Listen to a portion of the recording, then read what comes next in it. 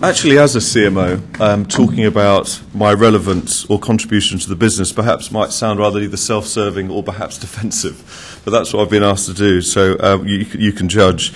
It's nice to be standing here off the back of some ITV success. I hope all of you watched Britain's Got Talent, and perhaps those of you in America watched it on YouTube, of which we made no money. But it's been a good week, and our share price has even started to tick upwards, which is great. So I'll start with a quote. I mean, in the long history of humankind, those who learned to collaborate and improvise most effectively have prevailed, and that was Charles Darwin. And what's that got to do with being a CMO? Well, because the most effective CMO is the person who can create cohesion and focus to an organisation, breaks down siloed thinking, and makes the company collaborate behind a goal. And that's a rather kind of, I suppose, bold statement, but any CMO has got to go to work and think about growing the bottom line, because they start with understanding the consumer. And if you understand the consumer, you have a horizontal remit across the business, not like a vertical discipline. And those two things are obviously very, very different. But I think there are two types of strategy. One that I describe as sort of outside in, and the other one is inside out.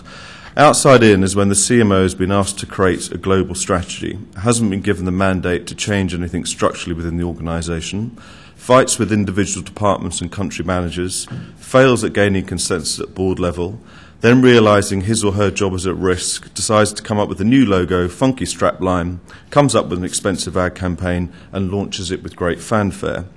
This raises consumer expectation, which isn't delivered upon because the company in question is not aligned. A CMO gets fired and the CEO is left to pick up the pieces. And you kind of see that a lot. You do see these marketing people running off with this baton saying, I've cracked it, follow me. And the rest of the organisation is looking somewhat baffled as to what they're doing. An inside-out marketing strategy is when the CMO is tasked with defining a marketing strategy sponsored by the board that will impact on the whole company, not just the brand communications. It's derived from a consumer and audience insight that is so robust and compelling, it creates a wave of momentum that impacts on the whole organisation, customer service, employer training, etc., and creates a uniting force of cross-company collaboration that when the brand in question is launched, the consumer is seduced by the whole company, not just the marketing bit.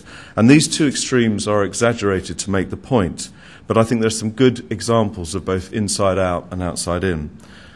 Inside out, Sainsbury's, they're delivering year-on-year growth. Their quarter last year was, from third quarter, fourth quarter, was up in one of the most difficult trading periods. And that tries something new today. It's clearly not an ad campaign. That's an idea that impacts the entire organisation. And I sat on a panel of judges, and through some very complicated economic modelling, which perhaps I didn't even understand, that idea alone has sort of been attributed to about £500 million worth of incremental revenue. And that is what I would describe as an inside-out strategy. Tesco's with every little helps. I think that has been a totem pole of that organisation that has drove them both from this country and obviously into other markets. And another one, a very powerful idea, but perhaps my end today, was the idea of new labour. The CEO, Blair, demanded change, as did the electorate demand change. He looked to Peter Mandelson, who I would describe as one of the best CMOs in the business, to create an inside-out strategy. And that was to clear out the old guard, set out a new agenda for change, and tasked Alistair Campbell to communicate it consistently and very aggressively. And that worked. And that is a thing that lasted them both 10 years, but also did act as a very guiding principle as to how they should run the country. Now, there are examples where people have got it very wrong. I don't want to list those, but perhaps the car companies in the US have failed both themselves, the consumer, and perhaps the planet, with no apparent agenda or strategy until they face bankruptcy.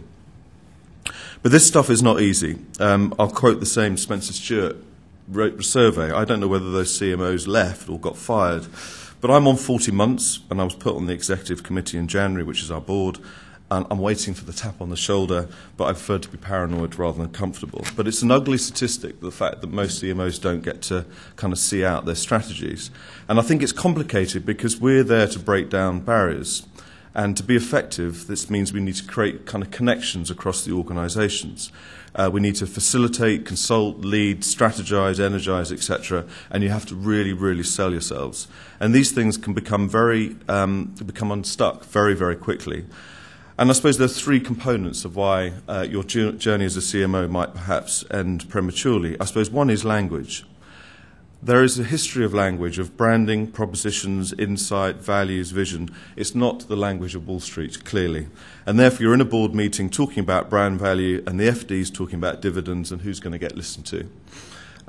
It's a massive tendency. We have a massive tendency to overcomplicate things. And our desperation to be respected, we seem to have come up with new language which tries to put us on par with doctors and lawyers. I think we've just got to kind of keep it simple. Secondly, in large organisations, the CMO is very dependent on a company working as a whole. And the default clearly is not that in most organisations. And I've seen marketing strategies fall at the first fence because the CMOs fail to consider the internal audience as a group they need to influence. Without buy-in, any marketing strategy will fail, and that's a fact. And you can't do it on your own, and there are no prizes for that heroic, individualistic charge to the front. That's kind of the myth of business books. The CEO has to be an advocate, and your fellow board members need to understand the value of your strategy to appreciate how it will impact on the whole company. And I suppose the final point then is consumer indifference. If a company doesn't want it to be customer-led, and however good you are and however passionate you are, the thing will simply fail. Consumers change. If you looked at the data from September 2008 last year, people's perceived wealth, fears and aspirations have fundamentally changed. And if an organisation stops listening or doesn't want to listen to those customers, then it will fail. The CMO has the duty to make that customer relevant within the boardroom, not just the monthly tiresome PowerPoints, but relevant real-time factual information will have a huge impact on how the business will change. We live in a fantastically breakneck speed business. I mean, in the media, it is almost within this country, it beggars belief, the change that can actually, from one month to the next, people's perceptions of what they want to consume and when they want to consume it. But there are examples. I mean, Andy Bond, who's the CEO of Asda, and his direct reports attend research groups every month to stay close to their audiences. We had Stuart Rose from M&S to come and talk to us yesterday, and they are obsessed by customer feedback, and they live off it, and that impacts a huge amount of how the organisation manages itself. One of the examples I'll just quickly give you of marketing having a greater influence within ITV is that we've kicked off a project called Total Value, which is how we manage our portfolio of programming brands from This Morning, Dancing on Ice, and I'm a Celebrity. It's being led by me, endorsed by the board, with a specific brief to manage, coordinate and identify future commercial value. This sounds easy, but we have several P&Ls around one show, from online revenue to M&L, to sponsorship, but not one brand champion. This means I work across the entire company, partnering, facilitating and directing the future value of our programme brands. Do I have to know about programming? No. Do I have to know about script development? No. But I understand audiences and I know how to articulate brands to create strategic cohesion and perhaps make more money. So to conclude, marketing is a vital pillar to any successful organisation. It has the ability to break down silos and unite an organisation around insight and vision. We mustn't put it in a box marked discretionary activity, but celebrate it as a mission-critical activity worthy of boardroom positions. Thank you.